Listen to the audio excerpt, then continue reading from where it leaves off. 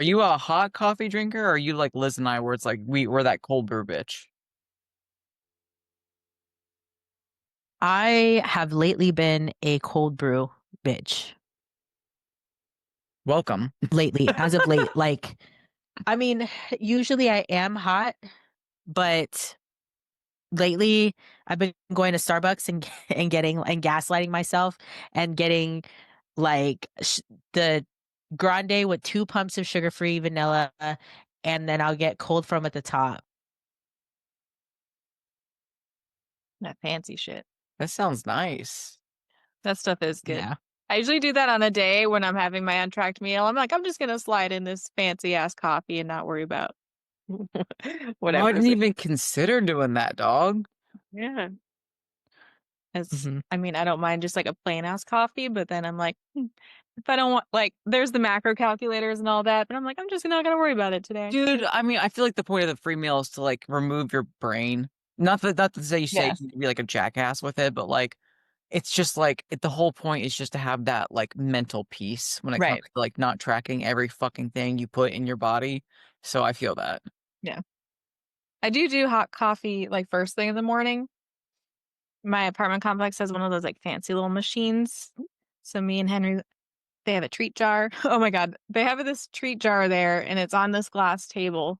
And a few weeks ago, was with Henry in there and his leash wrapped around the table and then knocked over the table, the two glass treat jars, and they smashed everywhere. And I was like, this is what's happening right now. And I told someone, there was someone like the normal cleaning crew there and they cleaned it up. And then I didn't think to like say anything to anyone else. And then a few weeks later, I got a bill like added to my rent for $40 for the new training or treat jar. I was like, okay.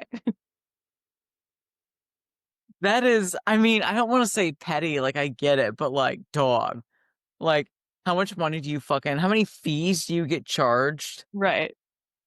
A lot.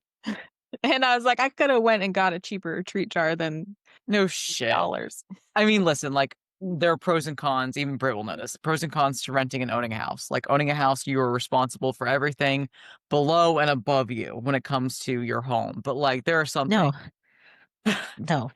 Do you want to know why I'm so overwhelmed? I'm going to tell you why I don't know if this is going on. I don't know if we're recording this. I have no idea, but Liz, I need to tell you this. I got a bill today that was $5,000 For what? to fix a broken pipe.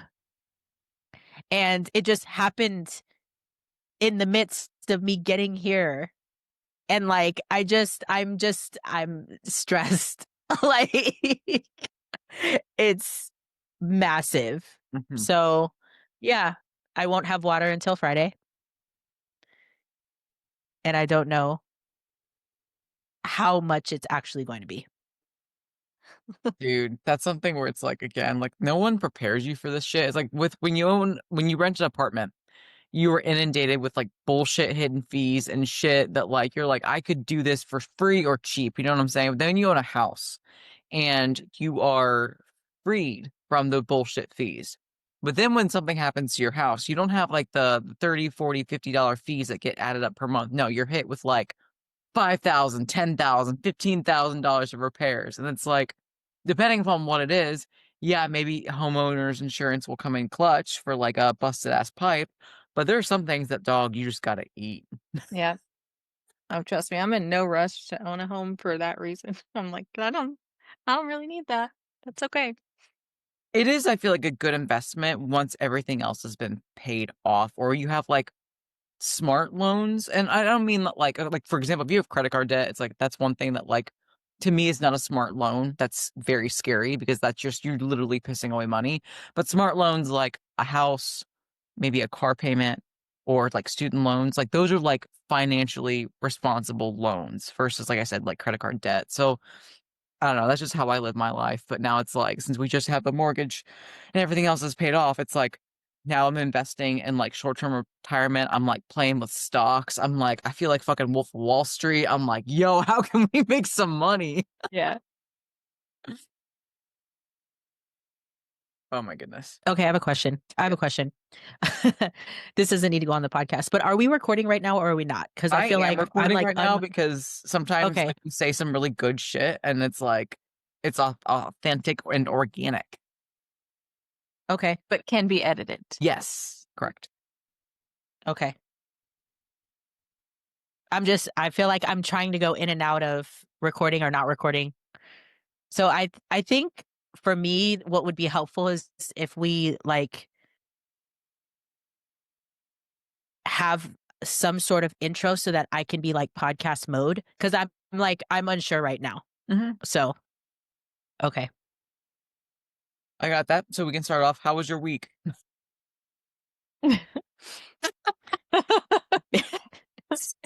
Busy. Very busy. How was Mardi Gras? How many beads did you get? Ugh. I got a lot of beads, but I did not show my titties. Just so everyone knows. You know what Mardi Gras, like, that's what they do at Mardi Gras? Mm-hmm. You know that, right? Okay. So I got a lot of beads, but I did not show my titties. I was just really cute and I got a lot of beads in that way. But it was really cool. No, in all seriousness. It was definitely something that I think everyone should experience. Mm-hmm. It just shows a lot about the culture of New Orleans. I have some family from that area, so like I never really got to experience all of that. And as many times as I've been there, I didn't really get to experience it the way that I did this past week. Mm. And it was actually hard to like juggle everything because I still worked. For those of you that like think that coaches take a ton of time off all the time, it doesn't work like that. I still worked. And so I had to plan out my day based on my check-ins and when I was talking to people. And then when you're actually bodybuilding and trying to build a physique, there was that juggle as well. So it was a great time, definitely. I think that next time if I go, I'm going to try to not be in the weeds of like my busiest days out the week with check-ins. Cause seriously, I didn't take any time off. I still checked in normally and I still trained. And then I did everything else after and it left me wiped. Like Mm-hmm. I was absolutely wiped. So yeah, it was an amazing time though, definitely. But I'm still very tired. And then coming off of a 2-day drive from Texas, that was fun. Yeah, lots of depletions, very little nourishment, but you still had fun. You had experience, but like, yeah, going to New Orleans, that is a lot of fun. Eric and I went with some friends when we were in college, and we didn't go like during Mardi Gras. We went during spring break, but still, it was really cool to see like, especially like Bourbon Street and stuff, to like go see live Mm-hmm. jazz. Like that was like really cool, and I wouldn't mind going back there just to like experience the culture because it's just a different vibe, and it is really special because like the city is so passionate about being who they are. Yeah, I think I really enjoy any spaces that have some sort of culture to them when it's like a tight knit space. Like you know how Court Street is in Athens? Like I know it's just Court Street, but it's like that's Athens. But that's Athens. Yep. So yeah, and I like that. It's kind of like how Bourbon Street is, that Bourbon Street's way bigger. So and not a bunch of kids partying. It's just a bunch of It's just adults adults. partying. A bunch of adults partying. Liz, I have you went ever been to New to? Orleans for a bachelorette party, but I would go again with like not wanting to be in that party mode, like just be in kind of more like still have fun mode, but not that crazy. Yeah, there's like layers to Yeah. it. Yeah, Mm-hmm. absolutely. No, but I think that's really good to have like those experiences, especially because like sometimes you get so in the weeds with like coaching or bodybuilding or even life, like you forget to like slow down and be present. And regardless of whatever like phase you're at in life, it is good to like have a different perspective and to grow and celebrate someone else's culture because it's like, you know, every place that you live, every city that you live in has its own culture and environment. And I feel like it is really good to travel and diversify that just for like your own human experience. Yeah, I think that I've really been valuing lately presence in general and being able to like do it on my own. I think I struggled a lot with being present by myself where I would distract myself with either an activity Mm. or like just generally like struggled a lot. Yeah. And now that I've gotten to a certain space in my own personal growth, I guess, and healing, I can finally do that. And so I was able to like not be on my phone most of the time last week. And even now I'm back home and I have barely been on my phone. And yeah, I need to for work, but I'm starting to really, my mindset about it is starting to change, like chase real dopamine. That's why I say that so much on my social media. Cause like, I think people forget the idea of presence and how important it is for your own like personal emotional health and creativity and all of that. Mm-hmm. Yeah, I was actually going to ask you about. I noticed that was your thing lately. I was Mm-hmm. going to ask you about it. My, what did Ashley call it? A sign on? Yeah, That's like what it's it's like called, a you sign on, clock right? in. It's like what's like Yeah. people are like you're signing on. Like what's your thing? Like hers is Yeah, like chase for dopamine every Ash damn has day. the day every damn day with the steps, and I have Henry's berries. Mm-hmm. Yeah, exactly. So that's my sign on now. It naturally happened. So it's Love pretty that. cool. I think it is really important to have like that element that makes you you, and that just reflects upon like your message, right? Which is kind of what we're talking about today when it comes to like creating her voice, like establishing like who are you, what are your values, like who do you want to work with, what's your method. Like when it comes to being a leader, you need that strong foundation. You need to have these pillars in place in order to have something to build upon. Because if you don't, and you have like sand or you have gravel, like that shit's gonna get overloaded and swept away really quick. And you will end up either losing who you are or you won't be firmly established in the way that you need to be when it comes to truly leading through example and leading through impact, not just going with the flow or being, like a mockingbird and mocking someone else because you see their success. So I think it is really important to think about first, like, who are you? Yeah, and I think Mhm. this question, most people, especially women, if you're like, tell me about yourself, we default to like, I'm a coach, I'm a dog Mhm. mom, I'm a girlfriend, I'm a friend, I'm a daughter, like all the roles that we play, but we don't actually describe like who we are, what makes us us. So that was something that maybe a year or so ago, I kind of did a little like mental health activity where I'm like, how do I actually describe myself? Like, I am an empathetic person. I'm patient. I'm an observer. I'm a listener. I'm silly and I'm goofy and I'm optimistic. I'm sensitive.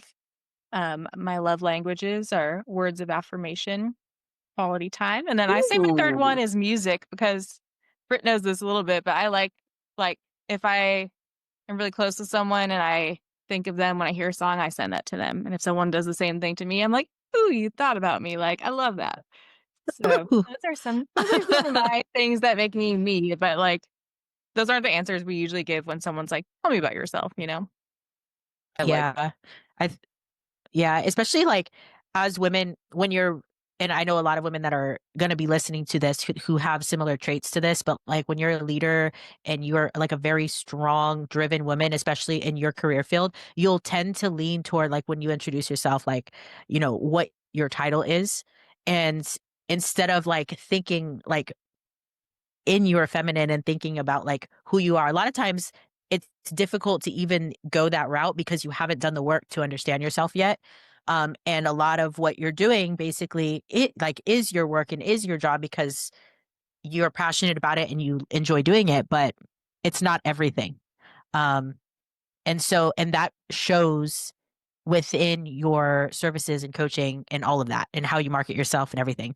I agree. It's something where it's like something that I talk about with my clients when it comes to boundary setting is wearing different hats, right? And as women, it's like we wear different hats. Okay, we're a wife, we're a pet mom, we are a coach, we are da da da da da. Da. And that is so important to have different hats to be well rounded.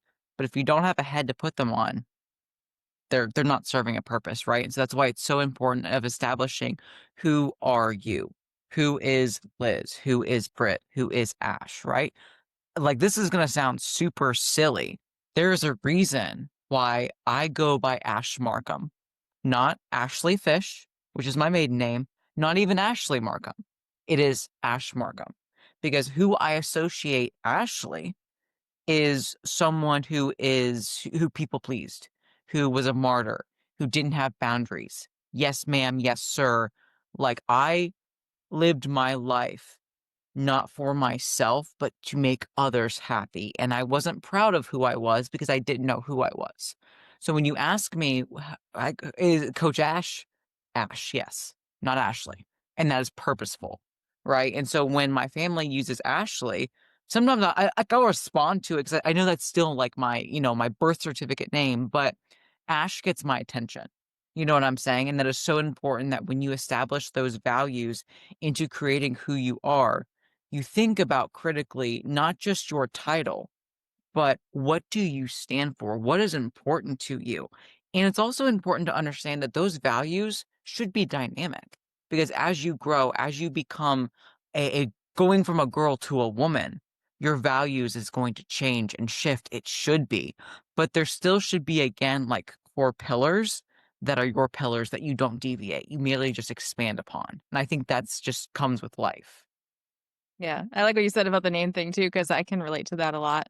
My full name's Elizabeth.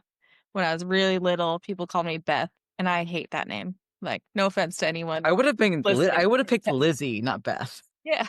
So at some point, I switched from Beth to Elizabeth, and then in high school, I went with Liz, and that's where I'm like, yeah, that's the one. But I actually wrote my college like application essay on the names and like what they represented to me, kind of what you were just saying of like, those weren't the true version of me. And then when I solidified Liz, I'm like, yeah, that's the one. That's who I resonate with. And I also I think get still fielded with the Beths and Elizabeth, and I'm like, huh? And I will I respond, think but it's I'm like, yeah, it's fine. You're a family member, but whatever. I think it's important to understand too, like, can you guys hear me? I think I just turned Yeah. on my No, you're microphone. Can you good. guys hear me? Okay, cool. You're Um, yeah. No, um, I I know it sounds silly, like what Ash said. She's like, it sounds silly, but how you allow others to address you changes your mindset when you respond to them. And that's why it's so important, right? So like my favorite and what I identify best with is just B at this point. Because I've had so much development through, when people mainly addressed me as Brittany, and then when people addressed me as B or Brit for a while. And then I just simplified it because like over time, I think in my own personal development, my ego was stripped. And so Mhm. my name was sort of stripped. Does that make sense? And so now I'm just like cool with just the latter, just B. Um, and now that identity also bleeds into my coaching. And so I think, the importance of all this and to come full circle is to really hone in on you so that you can have yourself differentiate between yourself and other people because there's nobody like you. There's going to Mhm. be nobody like you in the coaching game. Okay. There's a lot of people coaching. There's not a lot of people like you. Um, and so I think that it's important, like, and once you get those values and that identity together, and then the next step comes like valuing yourself within that. And then that's when the real magic happens is when you start valuing your capabilities, how you coach, how you speak to people, and looking at yourself. Like if you were with yourself, would you want to hang out with you? Type of thing. Thinking about those types of things. And if you were gonna hire someone, would you want to hire yourself? I think that's an important question to ask yourself. I'd hire the fuck out of myself. But I'd hire Me the fuck too. out of myself now. But how I coached 3 years ago? Oh, fuck no. I would have been like, "You're a bitch." And not in like a good Bro, way. I would but that's the thing is that like you should be able to look back and be like, oh, she didn't know shit. Yeah, Like I when think about people that all when the time. I'm like, damn, like I wish I knew this back then. Like I think if Uh-huh. there's certain like athletes I worked with, and I'm like, I could have helped them with this thing if I knew this, but you can't go back and do that. So Exactly. if It's so it important to acknowge. when I have past athletes come back to me and they're like, "Oh, I Mm. loved my time with you. I'm so excited to work with you again." I'm like, "Oh, I'm a whole different bitch now." And it's like it's a good thing. Like I'm saying it like a good like if you liked me then, you'll really really like me Mhm. now. And it always ends up happening that way. So like there should be a developmental process throughout your time coaching. Like you should literally have somebody reach out to you from a past time and you're like excited for them because you know that you've grown since then. absolutely. I love that. Yeah, and Mhm. I think it's also important to understand, it's like, especially when you're first starting out, it's like, yes, have those pillars and have those values, and make sure that when you are growing, yes, that they are fluid and will flow with you, but then also have your non-negotiables, right? Have something that's like, okay, well, you know what you like in a coach, or you know what you want to be in a coach, but on the other side of that coin, what do you refuse to become? What do you not want to become? Because if I would have ironed out my shit initially, I knew that I always wanted to be the coach that I am now, but I was scared. I was scared because I didn't think it would be successful. I was scared because I didn't think I was going to be successful, because I saw success through how I was coached at the time, and was like, because I was so in my brain about the black and white mentality, I was like, it's either this way or no way. So I morphed and I really destroyed my key pillars and became someone I wasn't. And it spiraled into every facet of my life. And I know that sounds dramatic, but it is the honest to God truth. And then once Yeah. essentially my foundation was just completely just earthed, like the biggest fucking earthquake just leveled my shit. And I was humbled and I had nothing. I was like, okay, time to rebuild, but let's do it right this time. And I'm gonna tell you right now, it was so. There were days where you're like, am I doing the right thing? Talk about imposter syndrome. Holy shit. Yes, that is normal. But when you do things right, when you live and establish your voice and follow through in it, and it's authentic, like it'll take the time it needs to take, but guess what? It's fucking yours. And that means something. Mic drop. Yeah, like we were just like, all right, she's really going off right now in a good way. No. I But mean, like, yeah, but that's the like thing though, it's is like I just there's so many things I look back and I'm like, shoulda, coulda, woulda. But like even Liz says in your notes, your story, your personal journey shaped you. And I fucked up a lot. But therefore I was able to correct a lot too. Yeah, and when I look at any time I had imposter syndrome, which was a lot, it was one of two things. Is one would be maybe I did lack knowledge in a certain area, and I just needed to work on that. And I've covered most of that through mentorships, right? Of like there Hmm. were legit things I didn't know, so I needed to learn them, and now I feel confident in those areas. I think the other thing is sometimes like you're with yourself all the time. You know what you are and aren't doing. So Hmm. if you're doing something that doesn't align with who you want to be or that goal, like someone else might not see that, but like, oh, I'm not acting in alignment with who I want to be. And I think that can play off on that imposter syndrome where like, well, I'm not Hmm. acting right? I think that I like what you said, Ash, about how it's normal to have imposter syndrome. And I think that is like a lot of times people start going through that, and for some reason they think that they're the only person going through Mm. that piece, and it's so normal. Like if you don't have imposter syndrome, you don't give a fuck. Like it just show I know it's not a good thing to have imposter syndrome, but when I see someone or hear someone feeling that way, I'm like, well, at least like you care. Like at Right. least you give a shit. Yep. Because if you didn't have that and you was just doing whatever and you never thought you had a part of you that needed to be improved, you wouldn't be able to really help people the way that people deserve to be helped, and you wouldn't Hmm. be able to coach the way people deserve to be coached. So I like that you said that, because I think a lot of people, especially women, forget that. Hmm. It's very normal to go through those phases, and some, like, I still go through them. Like I still go through phases, and like Liz said, it usually has to do with me. Hmm. From my thing is organization. If I'm not being organized about things, or maybe I'm not like making sure that my notes with my athletes are there, or even like little things in my life like taxes. I fucking hate taxes. Me I too. always talk about them. Yeah, because I fucking hate them. But it's like I start having like these bouts of doubt because I'm myself not being organized enough, and I'm not keeping track of all the things I have going on. So I think it's important to realize like what exactly is causing you to feel that way. Like for me, it's like I said, it's an organization thing. If I don't have everything laid out for me to see, I all of a sudden start thinking I'm a shitty coach. So it for me to avoid that, I have to stay organized.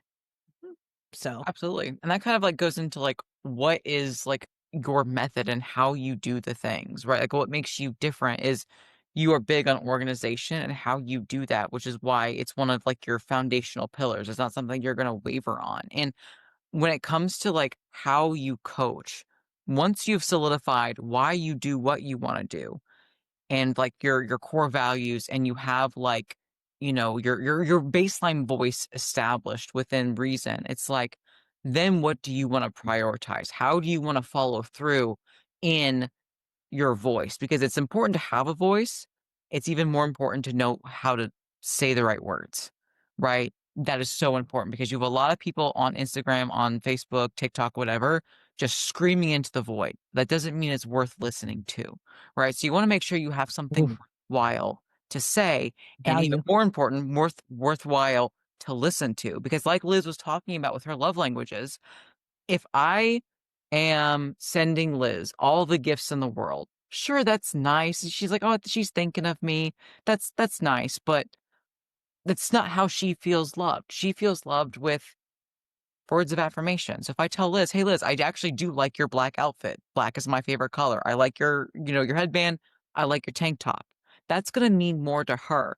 But if I'm just like I said, if I'm loving her in a way that she's not receiving, that's an issue. So when it comes to kind of like establishing who you want to work with too, it's important to talk about like how you want to you, deliver your product, deliver your service. That is paramount to your long-term success. Yeah, value is really important. Like providing value. Like it's tapping into someone's love language is oh shit, is providing value to them, right? Like it's more valuable for you to give me words of affirmation than it is for you to give me a gift. It is more valuable to me. So I'm going to respond to that. Right. So when you're talking to your target audience or your clients or your athletes, like you have to maintain the value that you want Mhm. within whatever aspect, whatever service you're providing. So for example, I've a really good example for this actually that happened yesterday. My athletes are the fucking best. I love them so much, but they're very chatty. Mhm. Okay. So in their athlete group chat, they started talking about this book. Like they're excited about this book.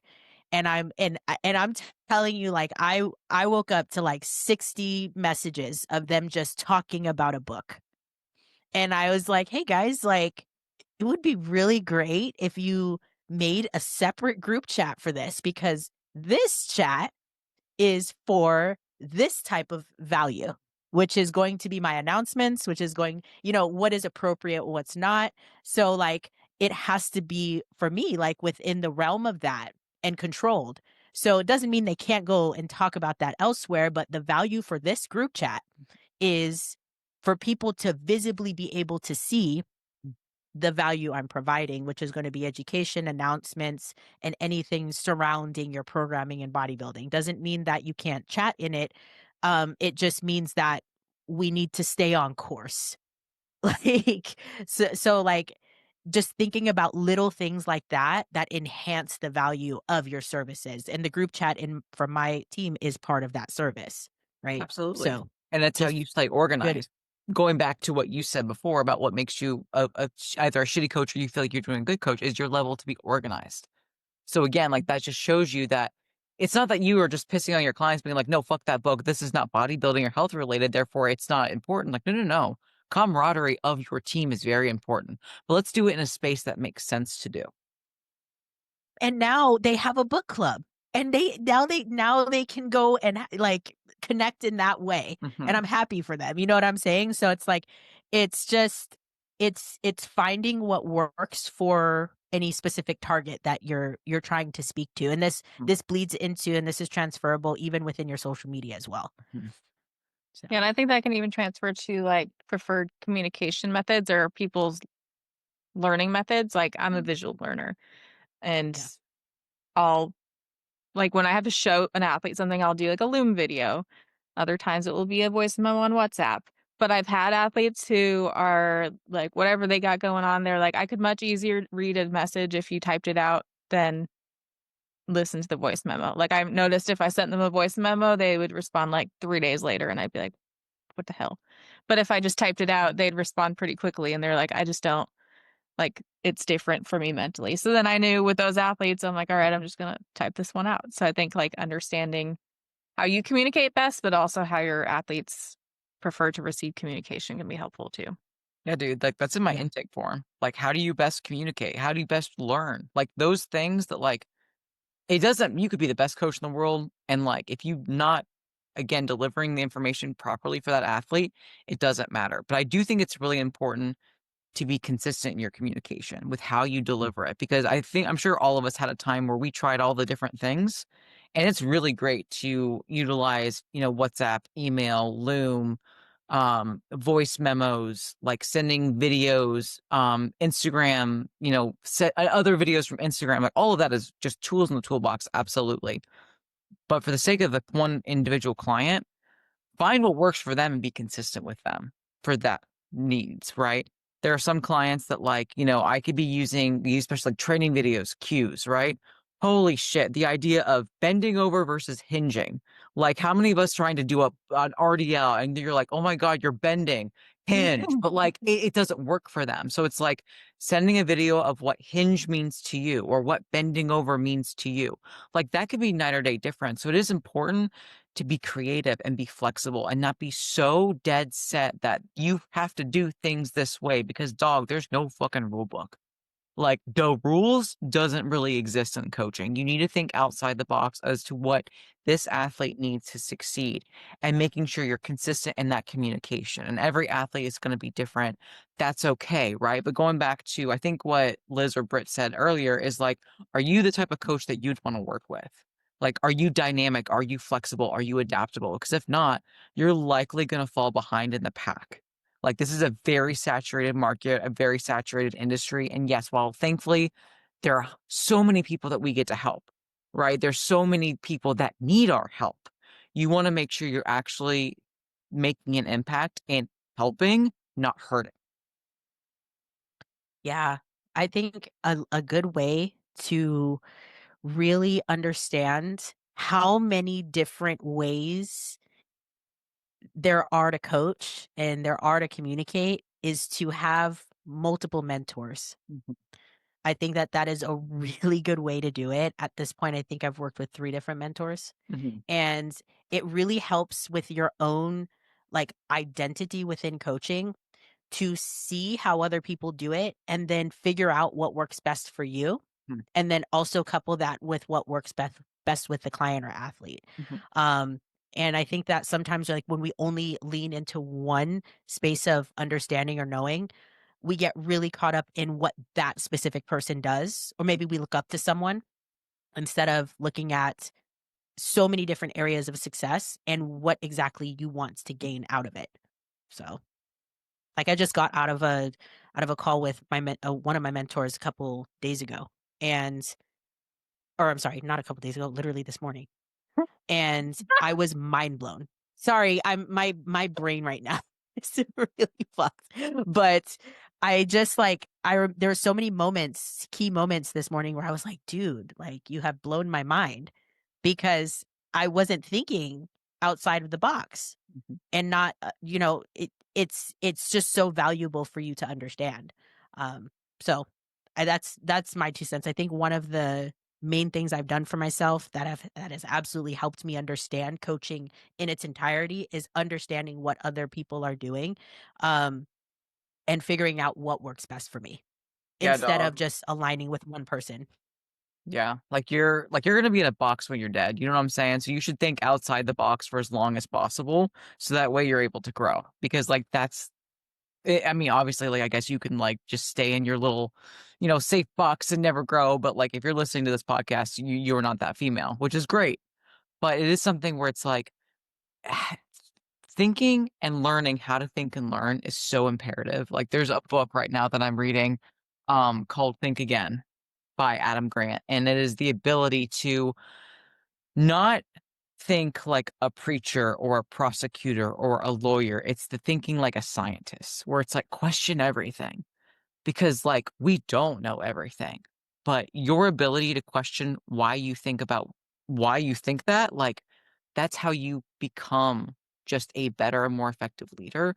It's not, and again, don't think that questioning is going back to imposter syndrome, because that's not the same thing. There's one thing in doubting your beliefs. There's another thing in questioning why you think what you think about something. There's a huge difference. I am very secure in who I am and my core values, but I still want to make sure that I am growing and questioning my own biases, my own beliefs.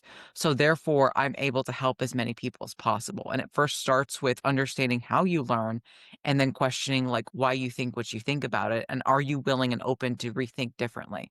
And that is like such a valuable asset as a coach, that diversification and knowledge when it comes to books, mentorships, classes, courses on YouTube, like utilizing these educational resources and then blending them into how you deliver them with your voice is so important as a leader.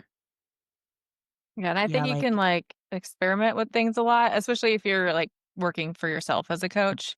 Like just try things with your athletes, like, and if it doesn't hit, then like, all right, Mhm. it didn't work out. But I know there was times like as a younger coach that I was like very set and like, this is how I do things. Mhm. I'm not changing that. It is what it is. And then when I would kind of recognize like, oh, maybe there's a better way and try different things out, yeah. then athletes were happier and maybe I would take a different approach with Mhm. different people, things like that. But I think if you're just so set in your ways and not willing to grow or explore new ways of doing things, then you're gonna be left behind. Like, it'll really show how secure you are with yourself if you see someone doing something different than you and you're like, "Oh, okay. I'm gonna I like my way," or "This is how I have been doing it," or maybe you even look at what you're doing and you maybe think about how you could improve what you're doing, but you're not trying to do directly what they are. Does that make sense? Yeah. Um, I think that showing yourself that you're capable, especially, like, in this realm in coaching, will make or break you as a woman in this field Mhm. because sometimes this shit is brutal and you have to stand in your own power. Like, you Mhm. have to stand in what you're doing. And it's okay to shift and everything, but like Ash said, questioning yourself is the one thing you don't wanna do, Mhm. right?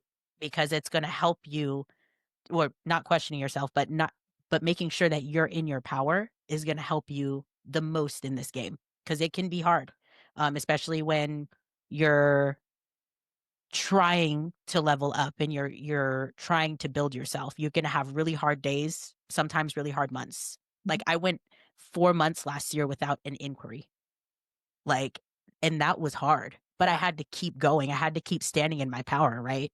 So Exactly. Like it's one of those things where it's like if you want to be better and better yourself, you can't be bad to yourself. You know what I'm saying? Like mhm, those are conflicting goals. And I think it's really important to have that like self-awareness too, which is comes down to like that rock solid foundation, because you're gonna have dry spells. Like you're gonna have mhm, not days or weeks, months where mhm, like the sea is like you see the bottom of the sea floor and you see the fish bones and you're like, fuck, you better bro. have the hatches fucking just solid tight. Which means if you're not getting increased, then bitch, you better be taking the fuck care of your people. You better be showing up, because again, it happens in the fitness industry. No one is immune. And all the people that Yep, we look up to in the industry have been exactly where we are. And the people that just couldn't just stay afloat, just couldn't continue to show up, they're gone. Right. And that's yep, fine. They're allowed to move on and quit or whatever. It's like some people aren't cut out for coaching. But if you want to fucking do this, you got to be in it. You got to be willing to weather the storms. You got to be willing to be there when times are dry, and know that you have to keep showing up. Something that I used to struggle with initially in the beginning was this idea of I was my highs were high and my lows were so fucking low. Like I didn't have the ability and the emotional maturity to ride that midline, to celebrate my wins, to acknowledge my losses. Like it was just and Eric was like, during the dry spells where I would be, again, I'd sob almost daily, being like, I'm not cut out for this. I can't do this. Like, I'm a shit person. I'm a shit coach, because I didn't establish who I was and had all of this self doubt just circling my brain. He was like, what would you change right now, if anything? I was like, I just would want to help more people. Like, I'm investing in my education. I'm taking care of my current clients. I don't know what I'm doing wrong. He's like, you're not giving it enough time. He's like, your Mhm. solution is time. He's like, so are you gonna, Eric is the fucking goat. dude, Eric, I swear to God, like Eric, sometimes I swear to fucking I God, like, swear. God, he is the goat. My hope is God for every damn. woman to find an Eric, whether it's a male Eric or female Eric. I don't care what if you slice and dice. I don't care your preference. I hope you find a good person in your life that loves you. That's my hope for every single person listening because you need someone to support you, a friend, a family member, like a spouse, someone that believes in you. Because I'll again be fucking transparent. My first year in coaching myself, like for my business, my profit was $250.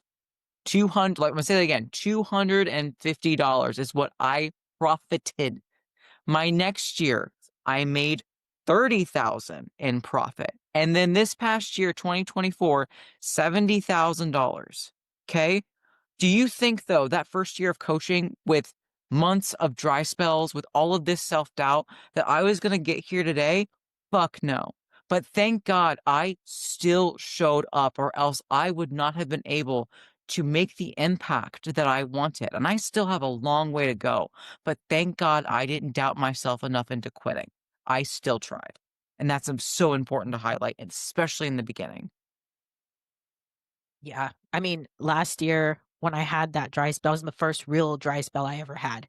Because when I started, I just kind of like just sprang into it and people were like, I like you. I want to hire you. And that's like how I built my roster, right? Like people just enjoyed the content that I was making, very passionate and all that. And then last year I had that massive dry spell, right? It was like 4 months. It was from May, June, July, August. So it was 4 months. And I was freaking out. I was like, what the fuck is happening? I went from getting sign-ons like every week to nothing. Like, and it can happen to anyone. And instead of trying to shift blame and trying to figure out what you're doing wrong, because that's what I started doing. I started being like, it must be me. Yep. Like, it must be something I'm doing wrong. I'm not speaking to the right people. So I started changing my tone and all this shit. I still was showing up, but I tried to start playing Tetris of like, what the fuck is wrong with me? Um, and really it was just the market was going down. The recession started happening, things like that. And so I was sitting there blaming myself, freaking out, but I was the only one torturing me. Mm, Nobody else was doing it. And so once I let it go and my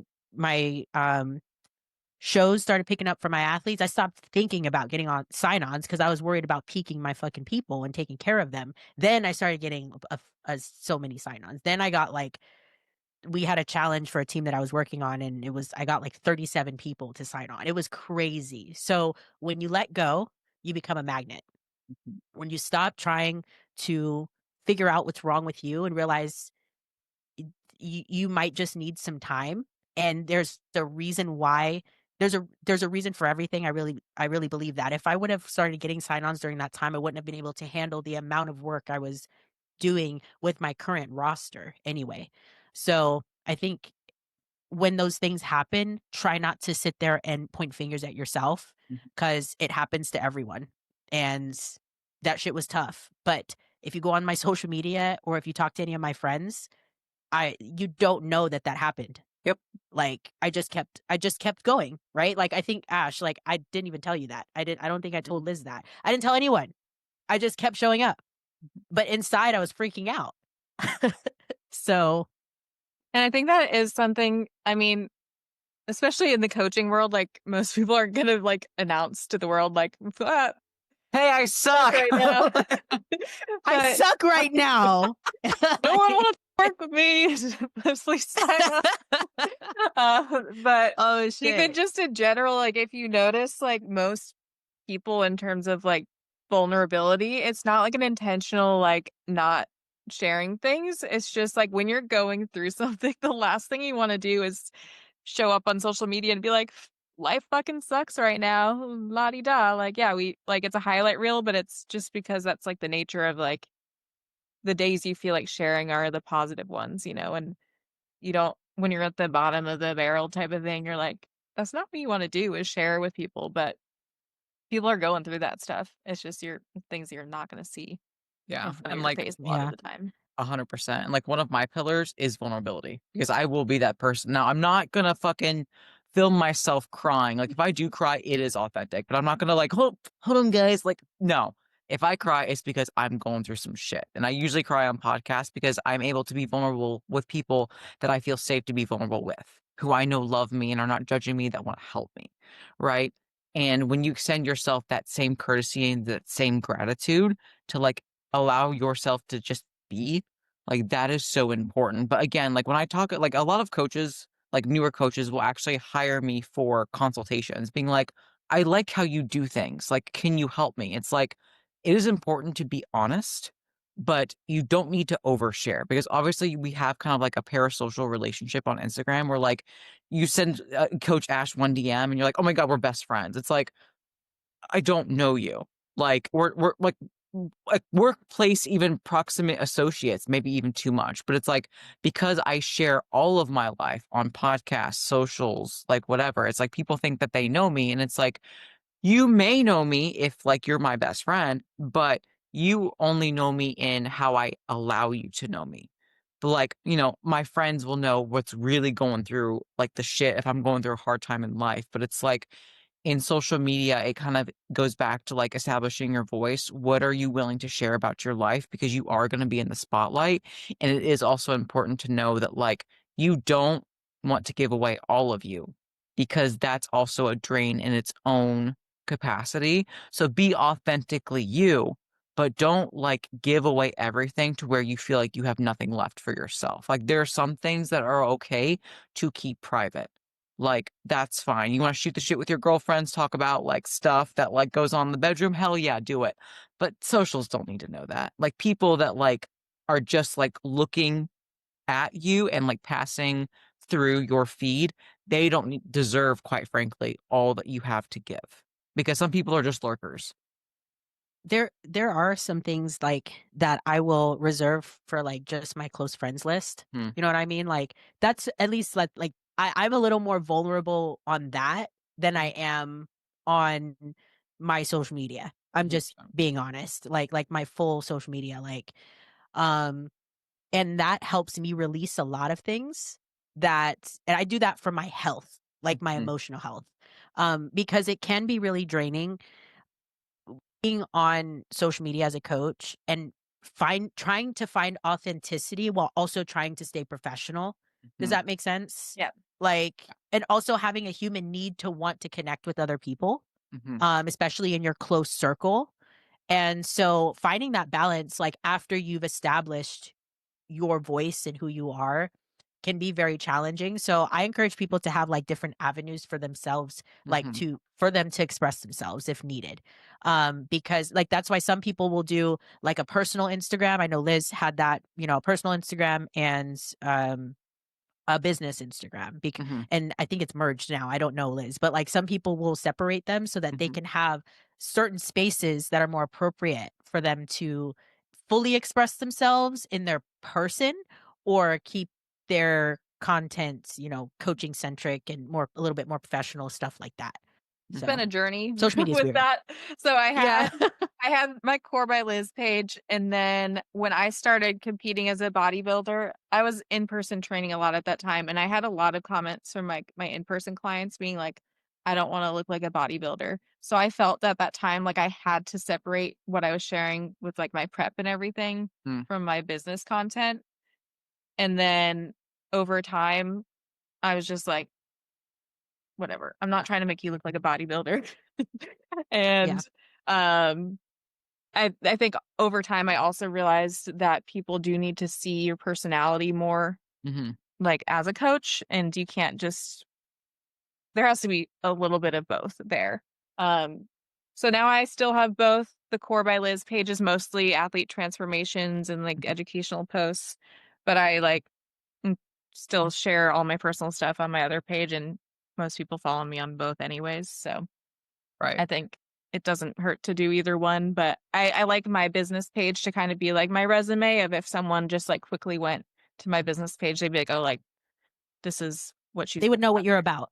Yep. Yeah. Yeah, they would know exactly what you do. And I think that's one thing with social media that I like to tell newer coaches, like when they're struggling with their social media presence and like how they should build their portfolio. Like this, if it's anything you take from this portion of this conversation, if somebody goes on your IG or wherever your main form of marketing is, your resume, they should be able to go on your profile and know exactly what you do and exactly what you're about and exactly what kind of results you give and how you speak. They should know it should be very clear. You should have no ifs, ands, or buts. Mhm. And so it's difficult when you're building because you're trying to simultaneously build your confidence in who you are while also building your resume. And that can be really challenging at first. Later on in the game, it's easy. Like all of us, it's easy. Like we just show up.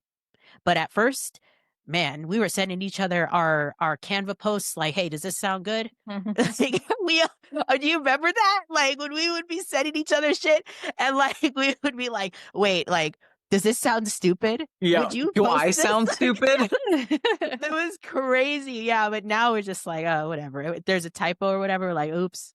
You Yeah. know, And you stop overthinking. Go ahead. I Mhm. like on the personal page side of things, like I don't any longer second guess. Like if I want to post something, I'm going to post it. Like to your point before, like I'm still going to be what I consider professional of like if like I'm not going to say things I wouldn't want my clients to hear me say, but there was a long time where like every time I would go to post something about my personal life or like what I was doing, me at the coffee shop, me at something, I'd have this thing in my head of like so and so is going to see this, like what are they going to think about that? Mhm. Blah blah. I don't have that at all anymore. I'm just like, if they don't like that, they don't like me. That's cool. Unfollow me. If you Yeah. That's don't like what right. I post, then follow me. I do think it is, yeah, like again, like you want to there's that balance between professionalism and personality, and how I interpret that is I was told this by once, and this is like a really good compliment that I got was like, "Hey, you have a lot of personality." I show that on my socials because I do. I have a larger than life mentality. I am very like just pep in my step type of person because I wasn't always like that because of the fact that I did suppress my voice for so long where I dampened that my spirit, my like, happy spirit, my full of energy. I dampened that for so long that I was like depressed. And so now it's like, listen, I'm not afraid to post on my story. Like literally I was on a leg press on Saturday. I was wearing my tampon pants, my white, hoodie that I wear. Like everyone knows the tampon fit of Yeah. Ash Markham. Everyone knows that. And then I had a Morphogen's like gray beanie on. And I was like, I'm dressed like a sperm because I'm ready to fuck. Is that professional? No.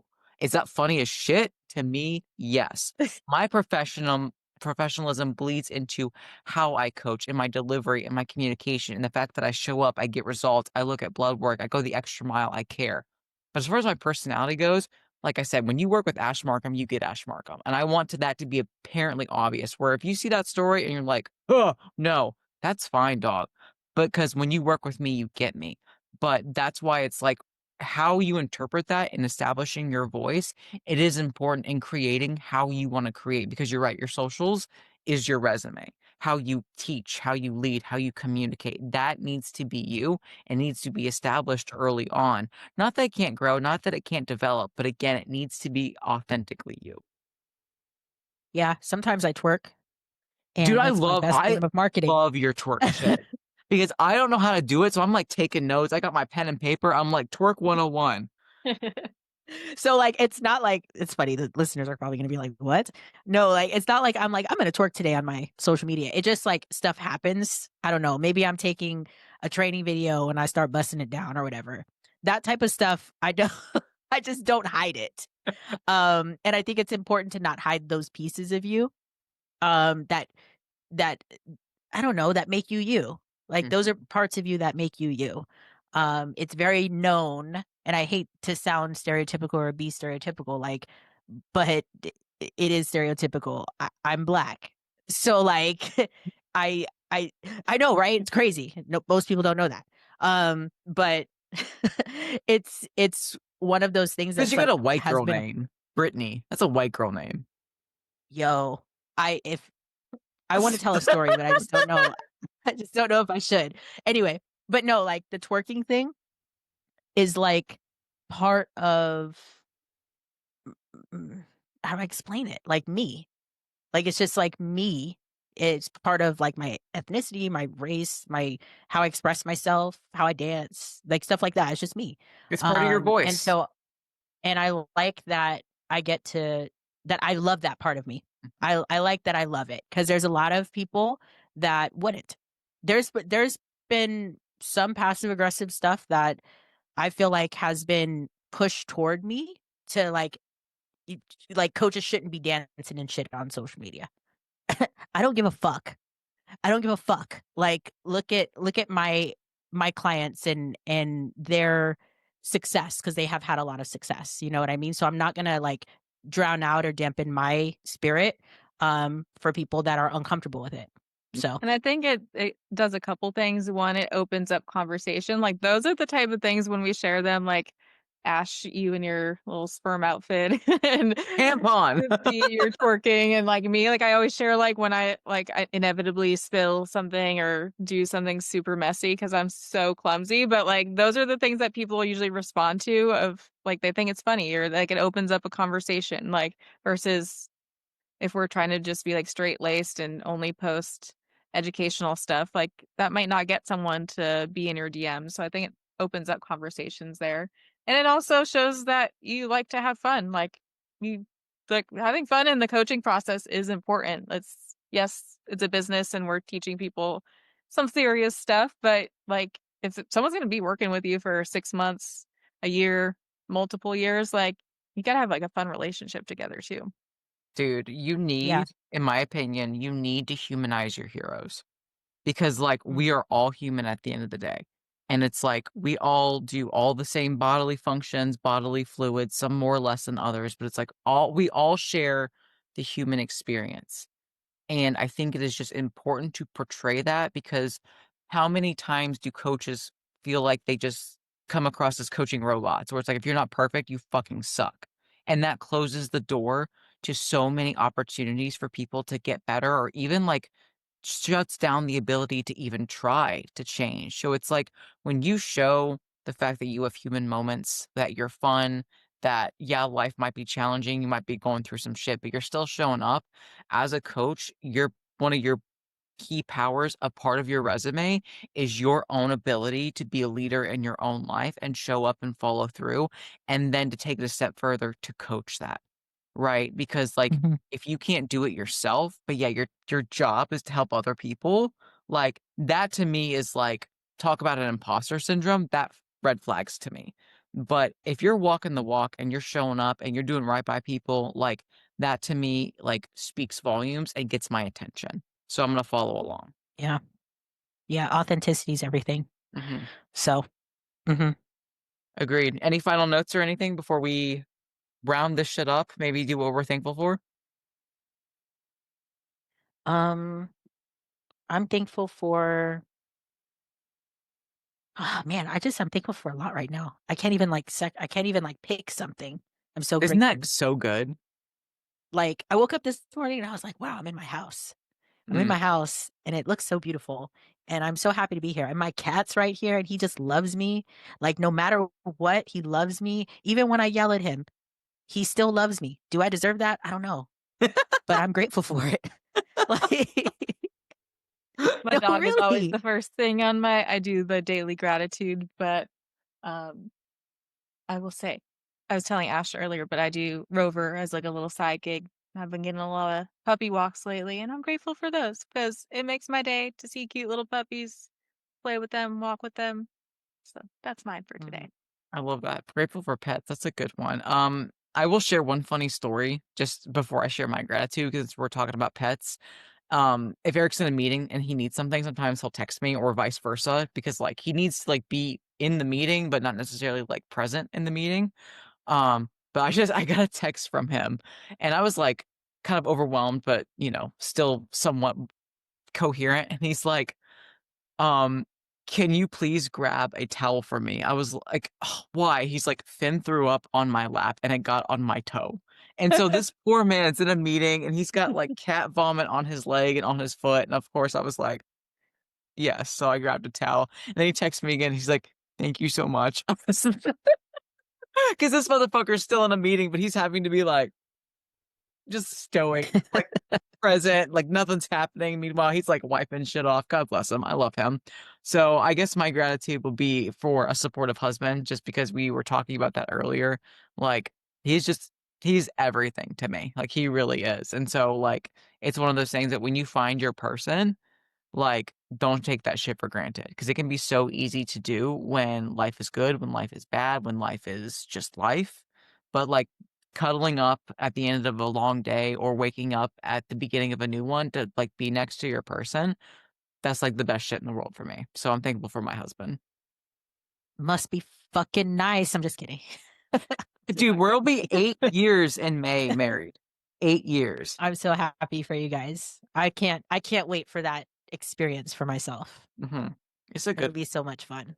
it's a good Yeah. one. Cool. All right, guys. Love Alright. you. Love you and shit. Have a good day, and we'll catch you next time. Bye.